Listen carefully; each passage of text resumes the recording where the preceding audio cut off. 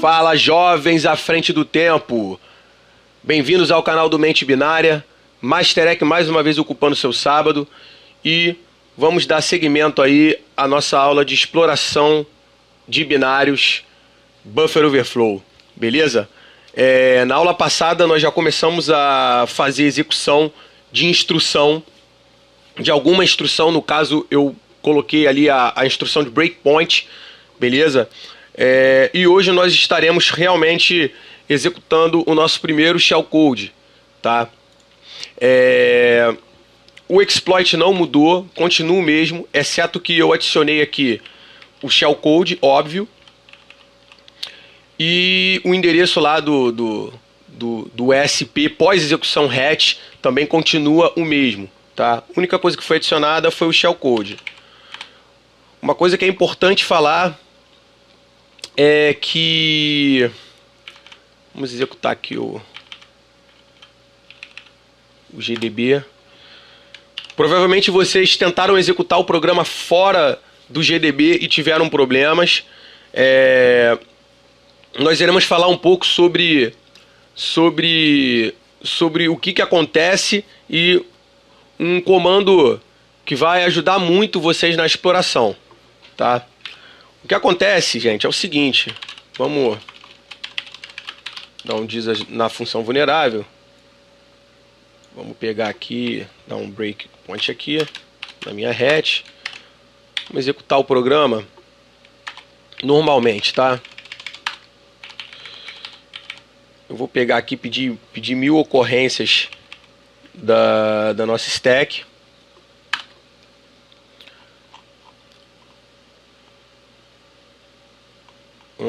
Tá, já sei o que aconteceu. Na verdade eu quero as strings. Então vai aparecer bastante coisa. Vamos lá. Essa é a parte... Cadê? Essa é a parte interessante. O que acontece? Como vocês podem ver, eu pedi para mostrar várias ocorrências da minha stack. E aqui é passado o diretório home, é passado o path do programa, né? Variáveis de ambiente. Aqui o bin, o binário do GDB, aonde ele está. Então é passado uma série de outras coisas para a stack. Não é somente passado os nossos argumentos. O path do programa vocês já sabiam, porque eu já estava mostrando isso na aula passada. Porém, outras coisas são passadas na stack. Então, quando a exploração é executada fora do contexto do GDB, pode ser que ela não funcione, porque a pilha vai ficar desalinhada. Até o fato de você estar executando também o seu exploit, a exploração, em outro diretório, isso pode desalinhar a stack. Vocês concordam que aqui eu tenho um tamanho de uma string e se o meu diretório, por exemplo, viesse só até home aula 03, eu não teria esse Ubuntu aqui, ou seja, eu estaria desalinhando a minha pilha. Ou se o meu binário estivesse no barra, tá? Barra aula 03. Isso tudo faz diferença na hora da exploração. Pode ser que fique desalinhado o seu endereço de topo de pilha no final das contas. O endereço em que você vai setar o seu exploit para ele encontrar o seu shellcode. Beleza? Então, isso é muito importante. E eu vou estar mostrando um comando aqui que é um pulo do gato para vocês estarem executando a exploração, tá? Lembrando, se vocês não estão com uma máquina atualizada, atualizem, tá? Usem sistemas operacionais atualizados. A intenção da nossa aula é mostrar a exploração de Buffer Overflow em sistemas modernos, fazendo os bypass das proteções, das atuais proteções que vieram para mitigar esse tipo de falha, tá? Então, assim, estejam com o SO atualizado, tá? Eu quero fugir um pouco dessa coisa que já vem aí da grande maioria. Eu posso até estar errado em falar em grande maioria, mas existem bastante documento e outras coisas explicando em arquiteturas de 32 bits e com binários sem proteção nenhuma. Óbvio que nós estamos começando aqui com binário sem proteção para vocês terem um entendimento e Na próxima aula ou nas próximas 2 aulas, depende se couberem, tá?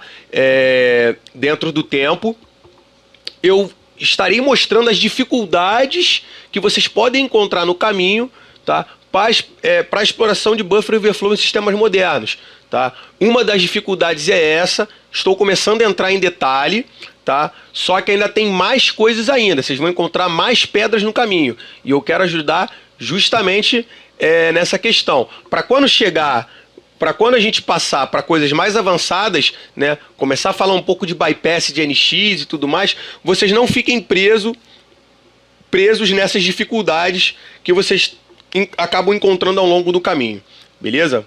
Então, é basicamente isso que eu queria falar aqui sobre a questão da stack. E vamos fechar aqui o GDB.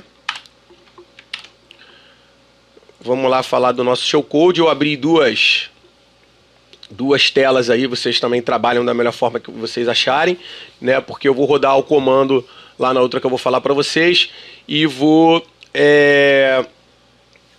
tá mexendo no exploit aqui. Então, gente, o que é o shellcode, né? Na verdade, tudo hoje virou shellcode. As pessoas chamam desde uma exploração, né, a carga útil que vai fazer ler um /etc /PSWD, por exemplo, até realmente a execução do /bin/sh, que é o nosso caso, tá? O shellcode, ele recebeu o nome de shellcode agora para tudo, mas o ideal é que o shellcode realmente que ele trouxesse um shell para você, mas tudo ficou englobado dentro dessa nomenclatura. Então qualquer coisa que você execute posteriormente à exploração de buffer overflow, hoje em dia vocês vão escutar muito o shellcode não necessariamente vai ser uma shell, pode ser uma criação de usuário, pode ser uma permissão no arquivo, pode ser um download de arquivo e execução para a máquina, pode ser várias coisas, tá? E o que é o shellcode? O shellcode, gente, é nada mais nada menos, deixa eu pegar aqui, do que o código da instrução, tá? A grosso modo, o que acontece? Quando o processador, tá? Estou falando até de uma forma grosseira. Quando o processador recebe a instrução, ele tem que saber qual é o código daquela operação, tá? Ou seja, quando ele recebe aqui, no caso, deixa eu pegar aqui na VUM, tá? Eu vou dar como esses exemplos aqui momentaneamente, porque são mais simples de entender. Não vou estar falando dos operandos agora.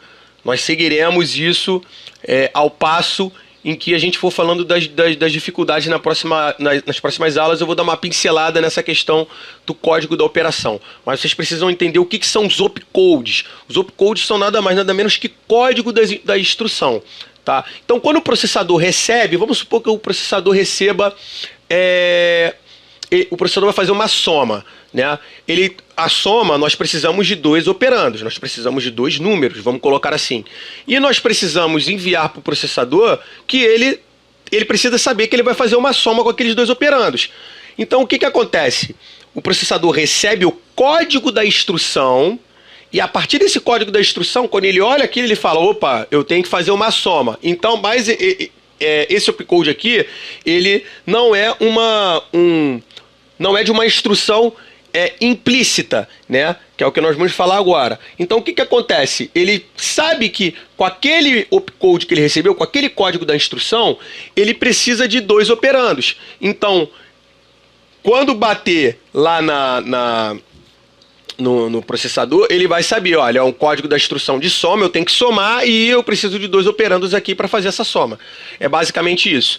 E o que é a instrução implícita, que eu sempre andei mencionando desde a primeira aula, se eu não me engano. Ela é uma instrução que não precisa de operandos. Ou seja, quando o processador recebe essa instrução, ele já sabe o que ele vai ter que fazer. Aqui no caso, a hatch é o opcode C3. Isso que é o opcode, né? O código da instrução da hatch é C3, né? Nós estamos falando aí em hexa, né?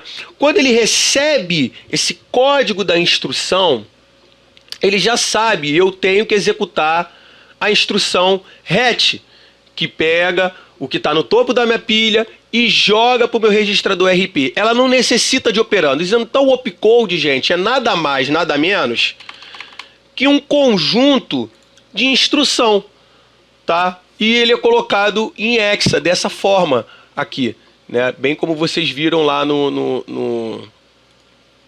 programa. Existem maneiras, tá? Vou estar mostrando para vocês também de executar diretamente esses opcodes aqui no SO, tá? Existe com C, tem como você fazer uma chamada aí de um assembly, a execução desse cara, e tem outras maneiras também de você fazer execução direto desses opcodes fora do contexto do exploit aqui, só para fins de estudos, né? Para vocês verem que realmente essa instrução ela vai ser executada até fora do contexto do exploit. Então é basicamente isso. Eu troquei aqui o shellcode e nós vamos executar agora o nosso exploit, que ele já está pronto, ele está funcionando. Então vamos executá-lo. Python exploit.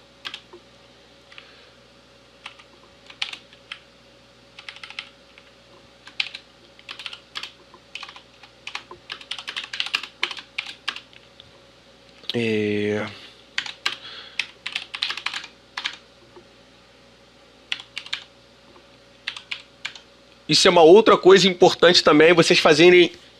Geralmente é importante vocês passarem o path completo da onde o programa está, justamente pela questão que eu falei da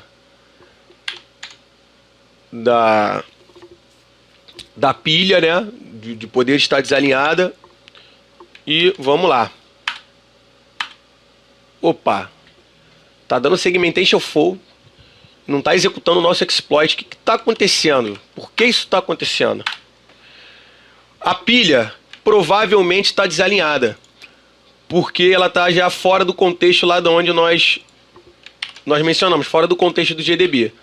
O comando que vai auxiliar muito vocês é esse cara aqui. Tá? Você dá um watch, demesg, pipetail. Depois dei uma estudada aí para que serve o watch, que é bem intuitivo aqui nesse caso, o demesg e o tail não preciso falar, né? Então, vamos lá. Eu vou saber aqui exatamente o evento e o que está acontecendo com a minha pilha. Vou rodar o exploit. Ele está começando a me mostrar aonde o erro está acontecendo. Ele está dizendo que o meu instruct pointer, né, que é o meu RP, ele está tentando executar o endereço 470, né, porque realmente 470 é o que nós colocamos ali no nosso SP. Porém, o que tá vindo de log pra gente é que o topo da pilha ele tá em 490. Aí você fala assim, pô, como? Eu tô apontando para um endereço de RIP no momento, que é o 470, e nós já havíamos debugado o programa, né, anteriormente, e vimos que realmente o endereço dentro do GDB, o endereço 470 apontaria para o nosso shellcode, porém a realidade aqui não é o que está acontecendo. Ele simplesmente está dizendo que o nosso SP é o 490. O SP aqui no caso é o nosso RSP, gente. Então, se eu tenho como topo da pilha, isso é lógico, se eu tenho aqui o log me informando que eu tenho como topo da pilha o endereço é 490, significa que eu tenho que sobrescrever o meu endereço de retorno com o E490. E é justamente o que nós vamos fazer. Se ele está apontando errado, significa que basta nós substituirmos o nosso endereço de retorno, né, pelo E490. E seguindo a linha aqui de exploração, ele dá um print, né? Desculpa, ele estoura o buffer, né? Ele estoura o buffer a partir de algum momento aqui, do A, do B, do C ou do E, e depois dos Gs, ele começa a sobrescrever o nosso endereço de retorno. Isso seguindo a ordem cronológica de como as coisas estão sendo empurradas para a stack. Então depois ele sobrescreve com o endereço que eu quero apontar para o meu shellcode. Tá? Ou seja, eu tenho como topo da minha pilha o E490, pós-execução do hatch, que é o endereço que vai estar para ser executado, né? No caso vai estar no meu RIP, a hatch vai executar, vai jogar o 490 no meu RIP e logo em seguida, quem vai estar em 490 vai ser o nosso shellcode, beleza? Na verdade, a hatch vai desempilhar o endereço que está em cima do 490 e logo em seguida vai estar o nosso shellcode. Vamos executar agora. Beleza, o que aconteceu? Eu já executei o bin/sh. Vamos tirar uma prova, errar o comando aqui. Exatamente o que aconteceu, olha, /bin/sh, ou seja, o exploit foi executado com sucesso. Tá? E se eu mostrar lá dentro do GDB, aqui não deu mais o erro. Se eu mostrar lá dentro do GDB,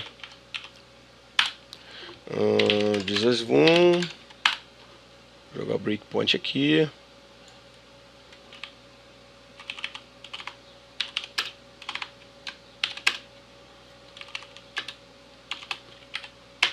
O inverso funciona. Então, vamos lá. Tá, eu tô com o arquivo antigo ainda. Deixa eu mudar aqui que eu não exportei ele para o nosso arquivo. Python.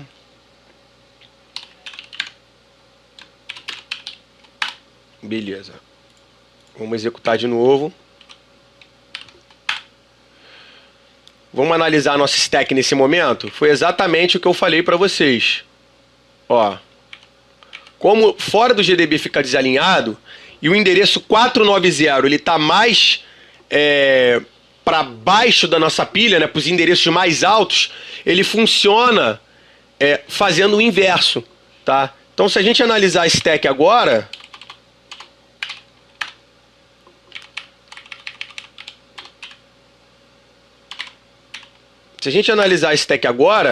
é exatamente o que aconteceu. Eu sobrescrevi meu endereço de retorno, que obrigatoriamente na execução da hatch tem que estar no topo da nossa pilha. E eu vou executar o 490. E quem é o 490?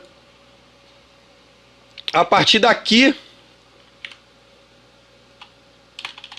Deixa eu pegar aqui.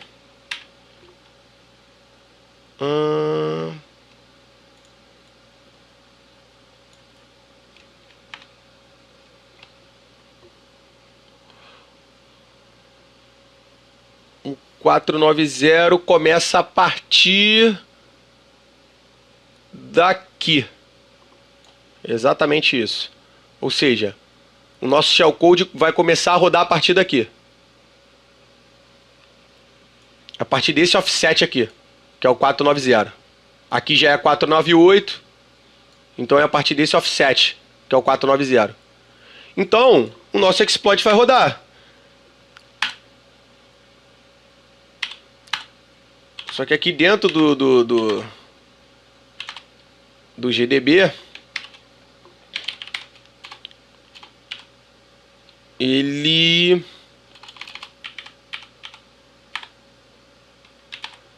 Deixa eu ver aqui.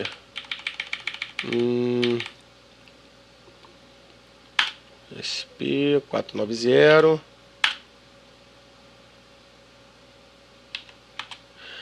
Galera, realmente eu, só corrigindo o que eu falei, não funciona ao contrário, porque dentro do contexto do GDB ficou desalinhado, né? Eu fora do GDB consegui execução, consegui alinhar o meu exploit na pilha, e aqui dentro, como eu exportei o arquivo novo, ele vai ficar desalinhado em relação ao contexto de execução que eu estou fazendo. Então, realmente, vocês precisam alinhar o exploit para execução fora do GDB, tá? E se vocês posteriormente, óbvio, forem retornar ao GDB, o exploit vai estar desalinhado de novo. Existem formas, tá? E nós estaremos falando sobre as dificuldades que vocês vão encontrar aí no caminho. E na próxima aula nós falaremos sobre como está fazendo uma execução do seu shellcode que funcione tanto dentro e fora do GDB e vice-versa, tá?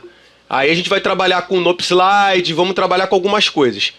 Beleza? Gente, eu acho que por hoje a aula é isso aí. Vão treinando. Como eu disse, vão pegando os outros shellcodes para você tentar executar outras coisas. Vão dar uma olhada em cada instrução, o que cada opcode faz. Isso é muito importante. Eu queria dizer para vocês também que as minhas aulas não são programadas.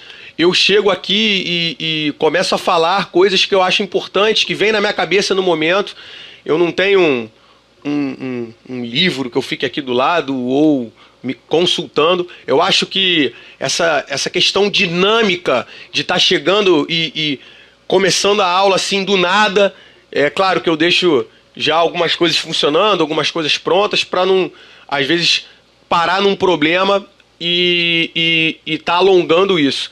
Mas eu vou fazer um desafio até comigo mesmo na próxima aula, tá? Eu não vou deixar nada preparado, eu vou começar a fazer do zero e encontrando esses problemas e mitigando eles, tá? Aí foi o que eu falei, o desafio é esse, vai até ficar, o vídeo pode ficar um pouco extenso, né? Mas de modo também que não ultrapasse aí 40 minutos, 30 minutos de aula, e é basicamente isso, né? Eu vou estar fazendo aí porque vocês vão ver que eu mesmo encontro dificuldades no caminho e vou olhando, observando e analisando e construindo um método de exploração correto para estar funcionando, tá? Então eu acho que essa dinâmica de trazer a aula assim dessa maneira eu acho muito interessante, porque é bom para mim e bom para vocês. Bom para mim porque reforça bastante o meu aprendizado, tá? Como eu tô cansado de falar, ninguém sabe de tudo, eu não sei de tudo. Inclusive me corrijam se eu alguma vez ou já tenha falado algo de errado. Os comentários estão aí, ninguém sabe de tudo. Nós estamos num mundão aí para compartilhar conhecimento e esse é meu lema. Um abraço para todos vocês e até a próxima aula.